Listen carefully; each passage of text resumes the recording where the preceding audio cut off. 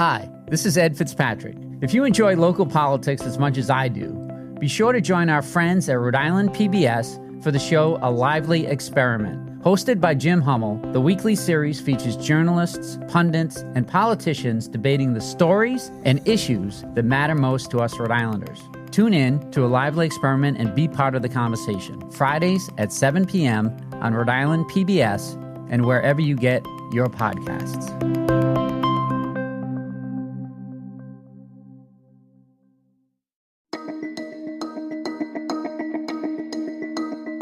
From the Boston Globe, this is Rhode Island Report. I'm Ed Fitzpatrick.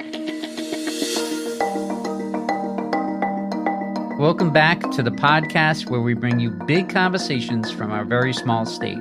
Since April, a small group of inmates in Rhode Island's medium security prison have been learning how to code. It's part of a program called The Last Mile. The classes are designed to help them find jobs and stay out of prison. Our very own Steph Machado just finished a story for Rhode Island PBS about this program. She's here to tell us more. Steph Machado, thank you for joining us today. Thanks for having me, Ed. You just completed a Rhode Island PBS episode about The Last Mile. It's a new program at the Adult Correctional Institutions in Cranston. Tell us about that. The program is called The Last Mile. It teaches coding and web development, and it launched, initially more than a decade ago at San Quentin Prison in California, and it just started here in Rhode Island at the ACI. A dozen students are learning 5 days a week how to code and do computer programming so that they can hopefully get jobs after they get out. What does the name Last Mile refer to? It refers to sort of that last leg of someone's incarceration right before they're set to go back into society. It's a really tough road. You need to find housing, you need to find a job. And so it's just that last mile of your interaction, hopefully for the last time with the prison system. And which Rhode Island prison is using that program now? Is it all of them? No. So the program is only in the medium security facility in Cranston, which is a men's facility. They put it in that particular facility because unlike the minimum program, where inmates might be getting out so fast that they can't finish the program because it's a year long, inmates in medium, it's first of all the most populous prison, and also the inmates are going to be getting out soon so they can hopefully go get jobs in this field. Are the instructors at the prison or are they online? So the instructors work for The Last Mile, which is a nonprofit based in California, and they join the class over Zoom, which is not something that you see very often in prison, right? Most of the instructors are actually formerly incarcerated themselves, and they are teaching the class over Zoom on a big screen in the front of the room. And then there is a facilitator in the class who's sort of the in-person teacher, but she does not know how to code. So she's just there to help them walk around the room and things like that. So the ACI has other job training programs. How does this one differ? Well, yes. So you have always been able to get education in the ACI. They have CCRI classes, Roger Williams University classes, and there are job training programs in things like construction. They just started an advanced manufacturing program in the women's prison, and there's other sort of jobs where you can learn a trade. This is really, according to the DOC, the only desk job, essentially, computer-based desk job that you can take this class, and when you get out of prison, you are qualified to have a job in corporate America in a tech company or a startup where you can do web development for them, or you could continue your education and become a software engineer or something like that. But it's pretty unique to have that kind of job in a prison. So you talked to an inmate named Benjamin Dela Cruz. Tell us about him. Why is he in prison, and why is he interested in taking part in this program? Yeah, so Dela Cruz is in prison for selling drugs. He was convicted back in 2021 when he was 34. And it wasn't his first time in prison. He had done a very short stint when he was a teenager. And he told me that for the past 15 years after that first conviction, it was really hard to get a job. And here's what he said about that. It's the same cycle. I would apply for jobs. They don't know my record yet. My resume was decent. I would get the interview. They would love me in the interview, right? I'd present well, I speak well. But then, we have to do this background check. That's it. Door slams shut. And so Dela Cruz was really looking for a career path that could help him stay out of prison. He admitted to me that because he struggled so much to get solid employment, that was why he ended up selling drugs again. And so he was really excited when they launched the Last Mile program because it was an opportunity to learn something that could really sustain him and give him a good livelihood once he gets out of prison. What did he say his motivation is? His daughters, he has 2 daughters, and they're 4 and 9, and a wife. He's been in prison since 2021, so his youngest daughter, has barely known him outside of the ACI. And he got, emotional when he talked about they are the reason that he's working so hard not to end up back there again. I grew up without my dad, so I always said that the one thing I would never do is leave my kids how he did. And to see myself here, that's a broken promise because I left them.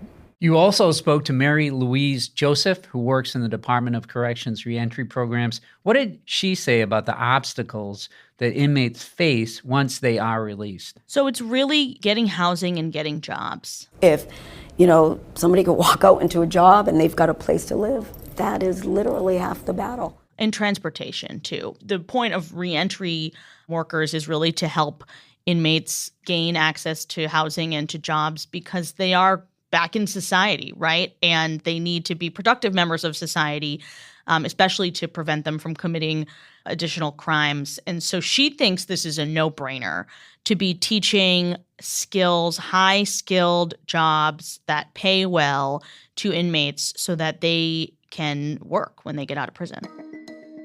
We'll have more with Steph Machado after a quick break. When you want to go beyond the headlines, let me recommend Rhode Island PBS Weekly. Rhode Island PBS Weekly is an award-winning news magazine broadcast that gives you the full story, powered by investigative journalism and narrative storytelling. New episodes of Rhode Island PBS Weekly drop Sundays at 7:30 p.m. on Rhode Island PBS. Watch past episodes at ripbs.org/weekly. That's ripbs.org/weekly.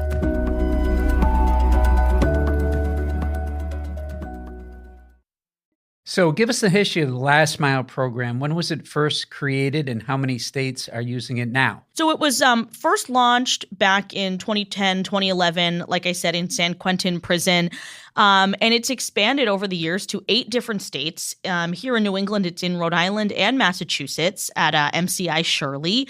And the nonprofit is negotiating with Maine and Connecticut and New York. And so their goal actually is to get the program in at least one men's facility and one women's facility in every state in America. So they just keep expanding. So who came up with the idea of bringing the program to Rhode Island? That's an interesting story. Yes. So the idea for the program came from State Senator Lou DePalma, but he actually heard about it from notorious inmate Calvin Walker, who you might recognize the name. He was convicted back in the 80s of terrorizing a family on vacation in Newport. It was a home invasion, sexually assaulting one of them and absconding with some jewels. And he was sentenced to 50 years in prison.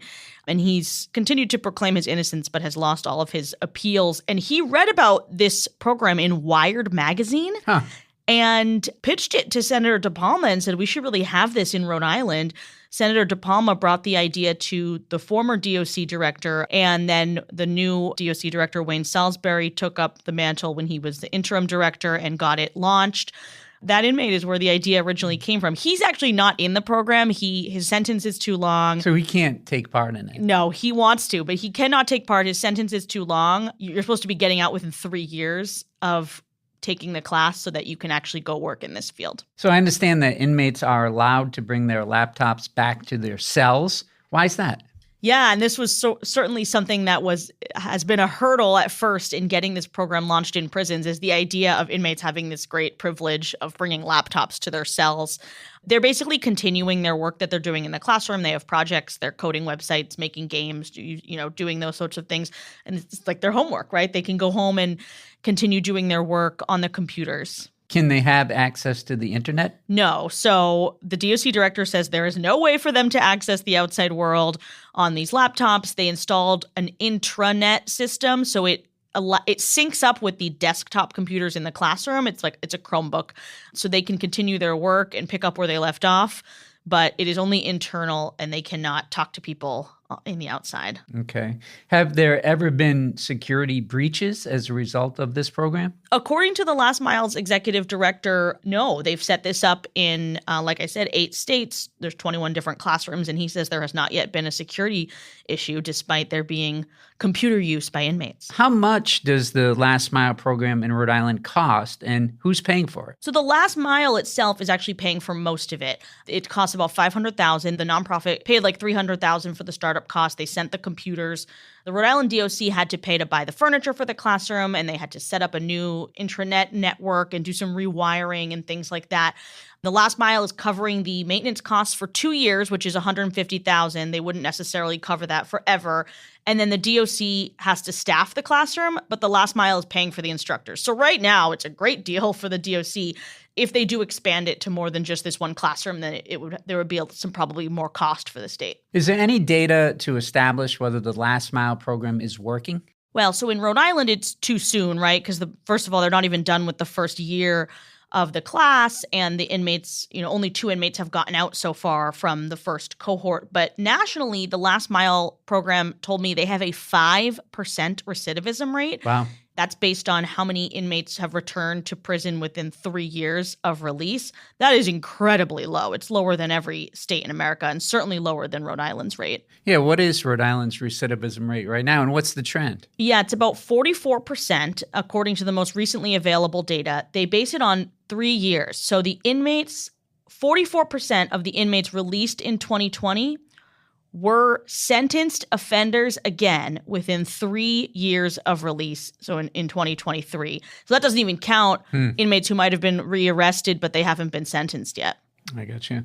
So you talked to Rhode Island's Department of Corrections Director Wayne Salisbury. What did he say about the Last Mile program? Yeah, he is a really big fan. He looked at the data and he saw that 75% of Last Mile graduates around the country are gainfully employed, which is pretty high, and thought that it was a great addition to the prison system. He's really focused on getting that recidivism rate down, the 44%, and it has dropped a little bit in recent years, but that was why he was passionate about getting it started. I was very naive when I assumed the acting role, and I said, let me fix the recidivism rate, because I thought it was just the DOC. And it's not just the DOC. There is so much working against somebody when they get released. So part of that is us breaking down those barriers in order to help them help themselves and not come back. You spoke to an inmate who was in the program and has now left prison. Did he get a job? Yes. Yep. Eric Petros got out of prison while he was in the middle of taking the Last Mile class. So he didn't even actually graduate, but he learned enough that he's been able to get some freelance web development jobs at different companies. And he's also working on becoming an instructor for the Last Mile. He has a domestic violence conviction on his record, a felony. And he told me that he was so nervous about being able to find a job with his particular record. And he feels like because he can work from home, because this is a computer-based job, that barrier and that fear from employers about hiring someone with an offense like his on their record is lessened. And so he already has noticed that it's easier for him to get a job in web development with the type of record that he has because he works remote. Oh, interesting point. What percentage of Rhode Island inmates have access to this program now? It's infinitesimal. I mean, there's more than 2,000 inmates in Rhode Island and only 12 are in this program. And it's only in one facility. And so that means women don't have access to the program because they're in a separate building. Oh, none of the female inmates can use No. it. Are there plans to expand it in Rhode Island? That's the hope. Senator DePalma, who of course came up with this whole idea, told me that, I mean, if you just look at the data from the program in other states, that would indicate that this is something that's ripe to expand. He's the chairman of the Finance Committee in the Senate. You know, he certainly thinks that they could make a good case to put more money into this. It is 5 days a week, so not every inmate is necessarily going to be interested in this program or interested in computer programming and doing it every single day, but there's a wait list already in the medium facility. They see their, bunk mates coming home with a laptop. They see that they're really enjoying the class, and there's a lot of interest. Steph, thanks so much for talking to us about the Last Mile program. Thanks, Ed. You can watch Steph's story in the latest episode of Rhode Island PBS Weekly at ripbs.org/weekly. Rhode Island Report is a production of the Boston Globe in collaboration with Rhode Island PBS. Today's episode was produced by Megan Hall. Audio mixing and mastering by Marissa Ewing of Hemlock Creek Productions. Our music is from APM. Be sure to follow us on Apple, Spotify, or wherever you listen. I'm Ed Fitzpatrick. See you next week.